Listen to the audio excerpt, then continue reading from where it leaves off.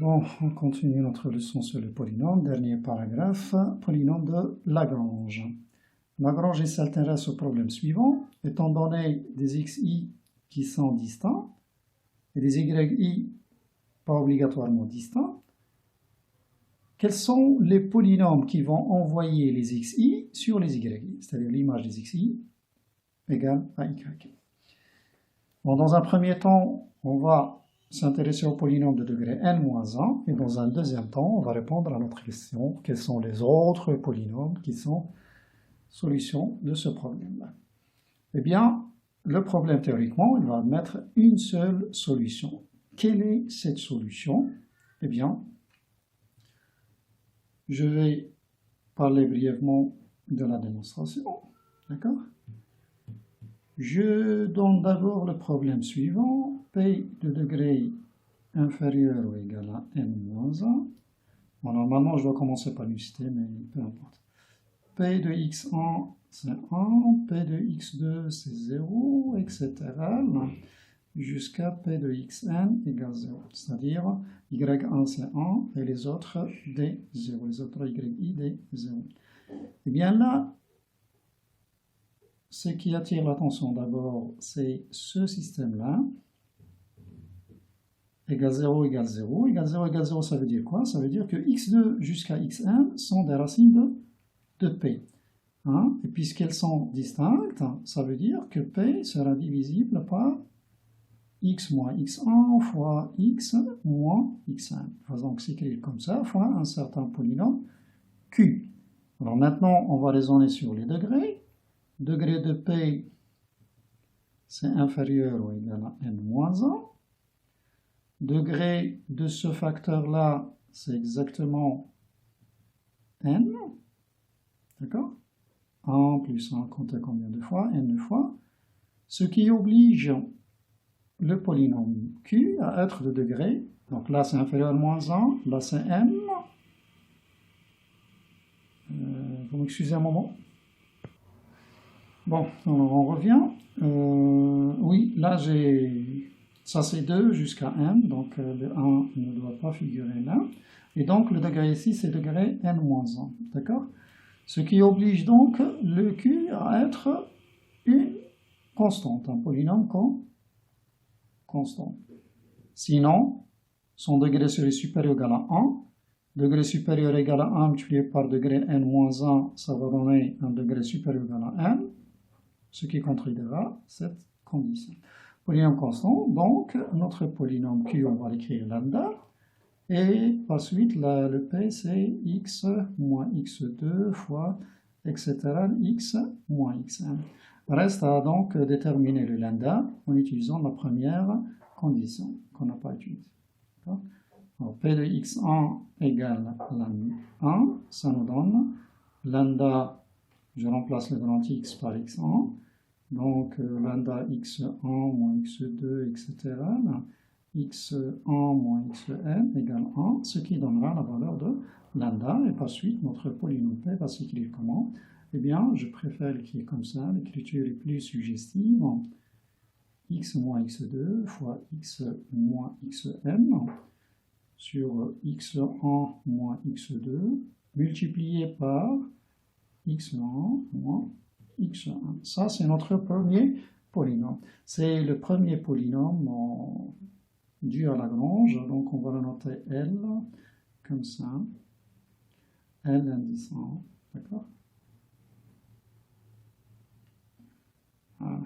Ça, c'est la solution à notre problème qui est là, d'accord? Alors, si je pose l'autre problème, le 1, je le décale ici, ça ne sera que le même problème, juste le x2 qui va prendre maintenant le rôle de x1. Et donc, on aura un autre polynôme. Alors là, c'est juste un changement d'accord, décalage, un changement d'ordre ici. Donc, le rôle qui était dans le premier problème pris par x1, maintenant, il est pris par x2. Et ce sont les autres qui sont des racines. Donc, on va juste recopier ça en faisant attention à ce qu'on doit écrire. Ça sera donc là c'est le produit des polynômes de degré 1, les racines sont x1, x3, etc. x moins xn. Et là, on ne va pas trop se soucier, l'astuce est simple. Vous prenez ce polynôme-là et à x, l'indéterminé x, vous lui affectez ce que vous avez, la variable qui est là, x2. L'équation de Tatena. C'est x2 moins x1, x2 moins x3, etc. x2 moins x1. C'est notre deuxième polynôme. Alors on peut faire ça comme ça, et le 1, on peut toujours le décaler, ça va engendrer à chaque fois un polynôme de Lagrange. Donc Lagrange indice K par exemple, ce sera quoi? Alors je vais ramasser l'écriture avec le symbole pi. Donc c'est le produit des x moins xi. Et le i qui va prendre les valeurs de 1 jusqu'à 1, et on accepte la valeur, l'indice, cette fois-ci l'indice k. I différent de k. Là, il n'y a pas x moins x2. D'accord? Là aussi, c'est le produit. J'ai dit qu'il suffit d'affecter à x le xk. I égale 1 jusqu'à n et i différent de k. Donc voilà la définition des polynômes de Lagrange. Alors maintenant, si on revient à notre problème, d'accord? Je vais par exemple maintenant faire apparaître la variable y1 et les autres je vais leur donner 0 et je vous laisse deviner votre polynôme comme ça de proche en proche, mais de façon générale avec les y. C'est quoi le polynôme qu'on cherche pour notre problème étoile qui est là? Eh bien, ça sera donc y1 fois L1 plus y2 fois L2 plus etc. yn fois L1. Vous pouvez vérifier facilement. Dans un premier temps, vous prenez votre système, vous mettez y1. Puisque j'ai multiplié là par y1, je crois que la chose est simple. Si vous mettez y1, il suffit de multiplier L1 par y1, je atteindrai la valeur pour donner la valeur y1 lorsque j'affecte à x, x1. C'est simplement. D'accord? Et de proche en proche, vous comprenez vos systèmes. Donc la solution générale à mon système, la voici, c'est la combinaison linéaire de ces LI avec les YI. Et là, ça me donne une autre écriture de polynôme P. D'accord? Donc tout de suite, bon, je n'ai pas parlé de l'unicité. L'unicité, elle vient d'où? Si vous supposez qu'il y a deux solutions pour votre problème, je rappelle mon problème brièvement, Kn-1. Si on suppose qu'il y a deux solutions pour notre problème, il y aura un autre Q, un autre Q qui va appartenir à mon ensemble et qui vérifiera la même chose, Q de x1 égale, Q de x2 égale, etc., Q de xn égale. Qu'est-ce que je vais tirer là? Ben, je n'ai qu'à cacher ça. Qu'est-ce que je vois ici? P de x1 égale Q de x1, ça va m'apporter P moins Q appliqué à x1 égale 0. La même chose appliqué à x2 égale 0. Et là, appliqué à xn égale 0. Qu'est-ce que je lis là? Eh bien, P moins Q, il aura x1 et x2 jusqu'à xn comme racines. D'accord? Donc, x1 jusqu'à xn sont des racines de P moins Q. Or, le degré de P moins Q, il est supposé, P et Q, ce sont deux polynômes de degré inférieur à n-1, donc le degré de la somme est inférieur au max des degrés, et donc, lui aussi, il est inférieur à n-1. Donc, on est face à un polynôme de degré inférieur ou égal à n-1, avec un nombre de racines. Les racines, n'oubliez pas qu'on a supposé les xi distants. Avec combien de racines? Eh bien, avec n racines distinctes. Ça, ce n'est possible que lorsque P moins Q est égal à 0. D'accord? Ça veut dire que P est égal à Q. Ça, c'est pour l'unicité. Alors, une conséquence là très importante, on aura besoin de ça par la suite, c'est que si je prends, donc disons proposition, si je prends soit P un polynôme de degré inférieur ou égal à moins 1, n'importe lequel, alors obligatoirement, notre P, on peut l'exprimer à l'aide des LI. C'est L1 plus L2 plus Ln affectés de certains coefficients. Quels sont ces coefficients-là? Eh bien, il suffit de revenir à notre problème. D'accord? Si vous posez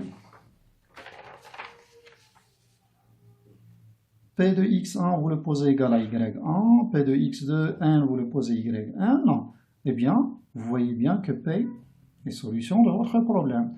Or, l'unicité nous dit donc que ce P-là, c'est exactement la solution qu'on avait écrite. Et c'est quoi les YI? Ben, ce sont les P des XI. Donc, qu'est-ce qu'on va écrire? P, pardon, c'est déjà fait. P de x1, c'est y1, P de x2, c'est y2, etc. P de xn, ln. C'est une conséquence presque immédiate. Il suffit de poser, d'accord, preuve, poser, P de xi égale y. C'est bon? Maintenant, la solution générale, c'est-à-dire le problème, on change de problème, voilà, deuxième problème. On veut tous les polynômes, aucune restriction sur le degré, qui vérifient P de xi égale y. On s'intéresse à ce problème-là. Eh bien là, on utilise l'idée de l'unicité, d'accord? Vous avez donc déjà une solution à votre problème, c'est cette solution-là, c'est le sigma des yi, li, d'accord? Donc maintenant, le P, c'est celui-là, et le Q, disons que c'est celui-là, d'accord? Ou encore ce polynôme-là. De ce fait-là, qu'est-ce que j'aurai? Donc, P moins sigma des Y, bon, on va utiliser le sigma, K allant de 1 jusqu'à N, ben, il aura comme racine x1 jusqu'à xn, et donc il va s'écrire sous la forme suivante, fois un polynôme Q. Et je dégage donc le P. Le P, c'est quoi? Il suffit de rapporter ça de l'autre côté. Donc, ce problème-là, les solutions du problème 2 sont sigma des YK LK, K allant de 1 jusqu'à N, plus x moins x1 fois, etc., x moins xn fois un polynôme Q, n'importe lequel. Donc là, il n'y a pas unicité. Chaque fois que vous donnez un polynôme Q, vous obtenez une solution. Voilà. Ça termine notre cours sur les polynômes. Et merci.